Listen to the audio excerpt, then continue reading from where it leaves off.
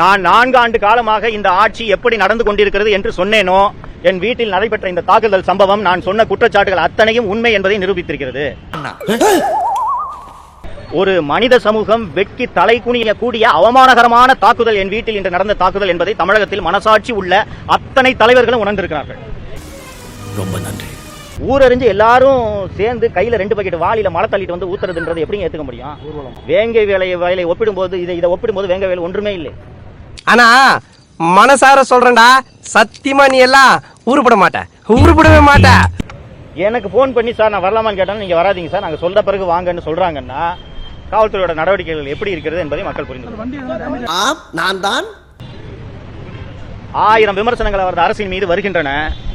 ஒரு விமர்சனம் வருகிறது என்பதற்காக ஒருவர் வீட்டின் மீது இப்படி அவமானகரமான அருவருக்கத்தக்க தாக்குதல் நடைபெறுகிறது என்றால் எத்தகைய ஆட்சியை அவர் நடத்தி கொண்டிருக்கிறார் என்பதை தமிழக முதல்வர் அவர்கள் புரிந்து கொள்ள வேண்டும்.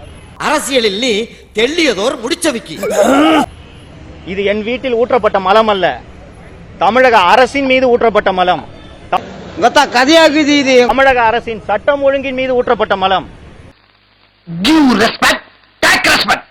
ஒரு சவுக்கு சங்கரோ அல்லது ஒரு தனிநபரின் வீட்டில் ஊற்றப்பட்ட மலமாக யாரும் நினைக்க கூடாது. இது தமிழக அரசு ஆட்சி நடத்தும் லட்சணத்தின் மீது ஊற்றப்பட்ட மலம். பூமாரி தேன்மாரி, நான் பொழியும், நீ ஒரு முள்ள மாறி.